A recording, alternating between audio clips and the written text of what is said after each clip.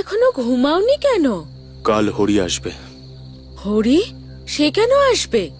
ফসল ঘরে তোলার সময় হয়েছে তো, এই জন্যই এই সময় আসবে, যাতে সব হিসেব পত্তর থাকে। মাঠে কষ্ট করে লাঙ্গল দেওয়া, তাতে বীজ বওয়া, ফসলের খেয়াল রাখা, সব কাজ তুমি করবে। আর ফসল তৈরি হয়ে গেলে শেষে ফসল কাটার সময় হরি আসবে শুধু হিসেব নিতে? এটা কিন্তু অন্যায়। ছাড়ো এইসব কথা। ওরও তো বাবার জমি, ওর অধিকারের ফসল, তাই আমাকে দিতেই হবে। ফসল তোলার সময় যদি ভাগ নিতে আসে, তাহলে সারা বছর ফসল ফলানোর কাজে কোনো সাহায্য করতে আসে না কেন? সেটা কি তোমার একার দায়িত্ব নাকি? ছোট ভাই হয়, কি আর বলি বলো। আসবে, কয়েকদিন থাকবে, হিসেব পত্তর হয়ে গেলে তারপর চলে যাবে। তুমি কিছু না বলে বলেই সবকটাকে মাথায় তুলেছ। নাও, তোমার জমি তুমি বোঝো, আমার কি?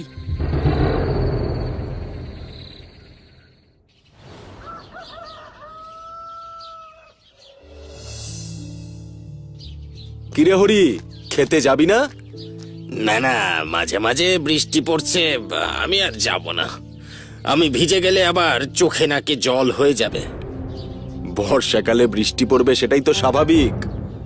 আরে বাবা, ফসলে যেমন আমার ভাগ আছে, সেরকম তোমারও তো ভাগ আছে। তাহলে তুমি গিয়ে ফসল তোলা শুরু করে দাও, আমার জন্য অপেক্ষা করো না। আমি তো সেই বীজ বওয়া থেকে ফসল তৈরি করা পুরো কাজটাই করি। তুই তো শুধু ফসল কাটার সময় মুখ দেখা শেষে, এখন এইটুকুও করবি না বুঝি? হ্যাঁ দাদা, আর বেশি বক বক করো না। এমনি এই বৃষ্টির দিনে আমার মন মেজাজ একদম ভালো লাগে না।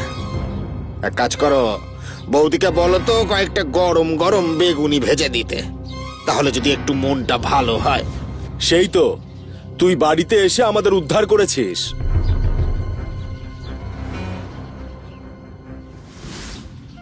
চল, তাহলে আমরা এখন সবাই ছোঁয়াছুঁই খেলি। না না, আমি খেলবো না। কেন রে বলাই? আশা থেকেই দেখছি তুই মুখটা খুব ভার করে বসে আছিস। কি হয়েছে তোর? কি হয়েছে গো বলাই দাদা?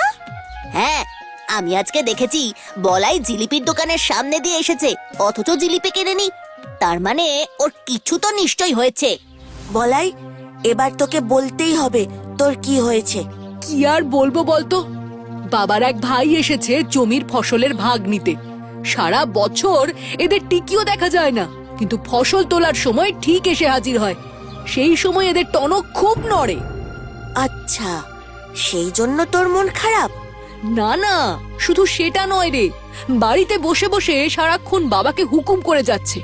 এসেছে মাঠের ফসল তোলার জন্য, অথচ যেই একটু সকাল থেকে বৃষ্টি হয়েছে, সঙ্গে সঙ্গে উনি আর মাঠে গেলেন না। বাবা একাই মাঠের ফসল কাটতে গেছে। আবার বাবাকে বলছে মাকে বলতে যেন মা বেগুনি ভেজে দেয় বৃষ্টির দিনে, নইলে তার মন ভালো হয় না। তুই বল, এই সব শুনে মাথাটা গরম হবে না? ঠিকই তো, কাকু সারা বছর রোদ ঝড় জল বৃষ্টি মাথায় করে ফসল ফলাবে, আর উনি শুধু ফসলের ভাগ নিতে আসবেন? এই কেমন অন্যায়! কবে যে বাড়ি যাবে, গেলে আমরা বাঁচি।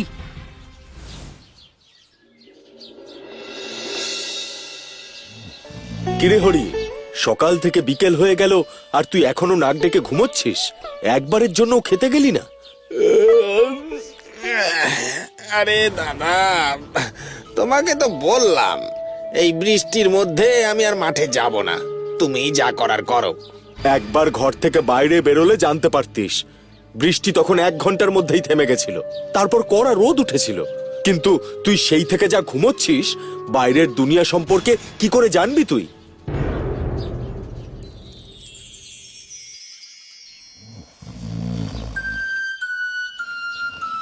কি হলো?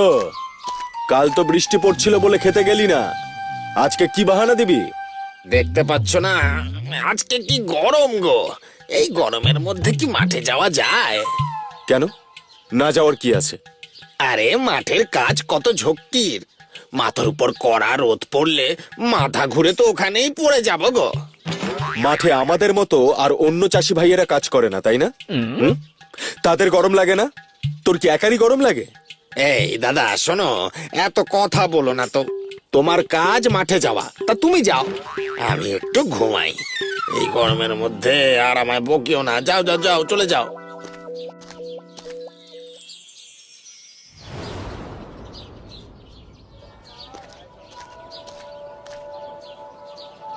কি গো কাকিমা, এত ভারী বস্তা নিয়ে কোথায় যাচ্ছ? আর তোমায় এত রুগ্ন দেখাচ্ছে কেন গো? আর বলিস না বাবা, বাড়িতে বলাইয়ের বাবার ভাই এসেছে। তার ফরমাইশ খাটতে খাটতেই দিনরাত এক হয়ে যাচ্ছে। হরি কাকার কথা তোকে বলেছিলাম না, সেই হরি কাকার কথাই মা বলছে। এই ভারী বস্তাগুলোতে কি আছে রে বলাই? বাবা আজকে কাকাকে বলেছিল হাট থেকে একটু বীজ কিনতে, যেটা পরের বারে রোপণ করবে। কিন্তু হরি কাকা বিছানা ছেড়ে কিছুতেই উঠলো না। আজ কেনাটা খুব জরুরি ছিল। শেষে আমি আর মা এলাম কিনতে। কেন সে এলো না কেন? গতকাল কয়েক ফোঁটা বৃষ্টি পড়েছে বলে সে মাঠে যায়নি। আজকে রোদ উঠেছে বলে সে মাঠেও যায়নি আর হাটেও আসেনি। দিনের পর দিন কি এটা মেনে নেওয়া যায়? কাকিমা, ওইদিকে একটা নতুন লস্যির দোকান বসেছে, চলো তিনজনে তিনটে ঠান্ডা ঠান্ডা লস্যি খাই। তারপর আমি যা বলবো সেই অনুযায়ী কয়েকদিন চলে দেখো, চিড়ে ভিজলেও ভিজতে পারে।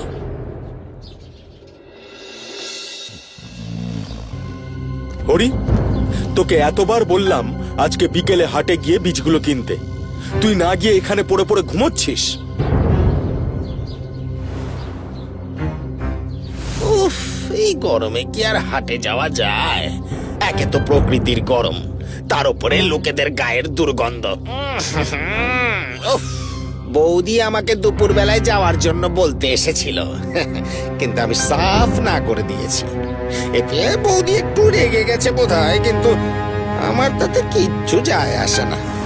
বলাইয়ের মা আর বলাইকে তো দেখতে পাচ্ছি না, তার মানে ওরা দুজনে নিশ্চয়ই হাটে গেছে। আমারই ভুল, তোর উপরে এই দায়িত্ব দেওয়া আমার উচিত হয়নি। কি হলো কি? বাড়িতে এত হট্টগোল কিসের? হরি হাটে না যাওয়ার জন্য যত দুর্ভোগ তোমাদেরই হলো। ভারী বস্তাগুলো টানতে হলো তোমাদের। আরে না না, এ আর এমন কি ব্যাপার? তুমি খামোখা হরির উপর রেগে যাচ্ছ। আরে বাবা, হরি গেলে তো তোমাদের এই কষ্টটা হতো না, তাই না? আমিও দুপুরে তোমার মতো ভুল বুঝছিলাম জানো তো, তাই ওকে হাটে যাওয়ার কথা বলতে এসেছিলাম। কিন্তু পরে আমি নিজেই বুঝতে পারলাম এই গরমের মধ্যে ওর পক্ষে হাটে যাওয়া সম্ভব নয়, খুব কষ্ট হবে ওর। হ্যাঁ? এই বৌদির আবার হলোটা কি? একটু আগে তো আমায় কত কথা শুনিয়ে গেল, কিন্তু এখন পুরো উল্টো কথা বলছে কেন? এই যে শোনো, তুমি না ওর হয়ে সাফাই দিও না। আজকে না হয় গরম, গতকাল কি ছিল বলো তো? আরে গতকাল হঠাৎ হঠাৎ বৃষ্টি পড়ছিল না, দুপশলা বৃষ্টিতে যদিও ঠান্ডা লেগে যেত, তাহলে ভুগতে তো ওকেই হতো। ও মা, আমাকে কিছু খেতে দেবে? আমার খুব খিদে পেয়েছে। দাঁড়া বাবা, আমি এক্ষুনি হাত মুখ ধুয়ে তোকে খেতে দিচ্ছি। আর হরি, তোমারও খিদে পেয়েছে নিশ্চয়ই। হ্যাঁ বৌদি, খিদে তো পাবেই, সেই দুপুরে খেয়েছি। ঠিকই তো, খিদে পাওয়াটাই তো স্বাভাবিক। দাঁড়াও, আমি তোমার জন্য চপ মুড়ি এনে দিচ্ছি। আর শোনো বলাইয়ের বাবা, তুমি এখানে দাঁড়িয়ে আর কথা বলো না। হরি একটু বিশ্রাম নিচ্ছে, ওকে বিশ্রাম নিতে দাও। বলাই, তুইও কিন্তু একদম হরি কাকুকে বিরক্ত করতে এই ঘরে আসবি না, বলে দিলাম আমি। আচ্ছা মা, ঠিক আছে।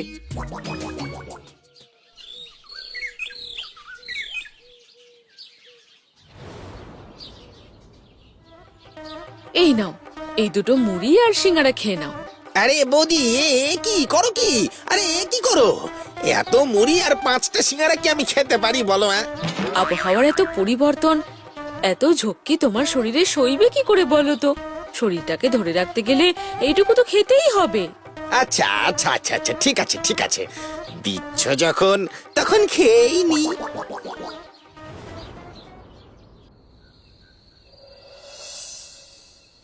বৌদি রাতে ভাতটা একটু বেশি দিয়ে দিয়েছিল, পেটটা ফুলে একদম জয় ঢাক হয়ে গেছে। ওইটুকু না খেলে শরীরটা ভেঙে যাবে। মা, তাহলে আমি রান্নাঘরে পড়তে বসি। এখানে পড়লে পাছে হরি কাকুর কানে আওয়াজ যায় আর হরি কাকু ঘুমোতে না পারে, তাই না? রান্নাঘরে কি করে পড়বি? খুব গরম লাগবে তো।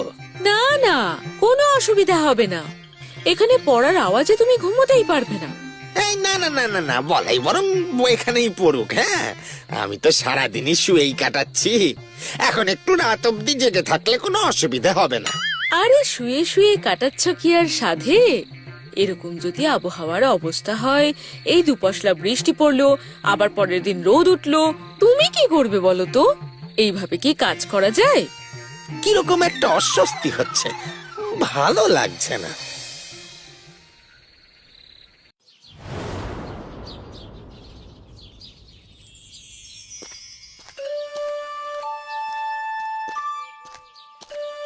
সুপ্রভাত। এ কি দেখছি আমি? তুমি এত তাড়াতাড়ি ঘুম থেকে উঠেছো কেন?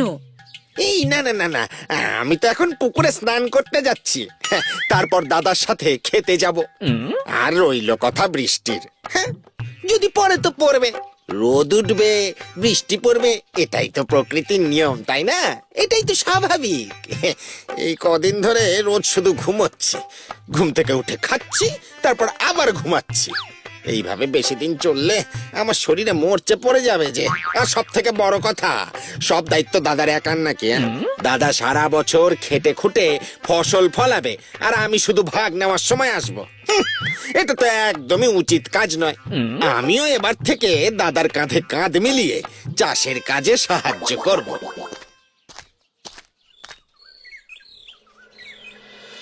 কৃষ, সন্ধেবেলায় মা কিন্তু তোকে বাড়িতে ডেকেছে।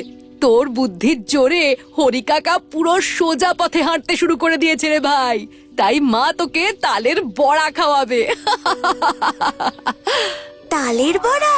ইয়ে! সত্যি কৃষ, তোর বুদ্ধির জবাব নেই।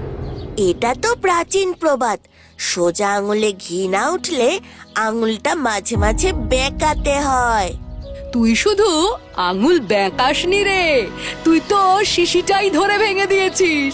এখন চারিদিকে শুধু ঘি আর ঘি।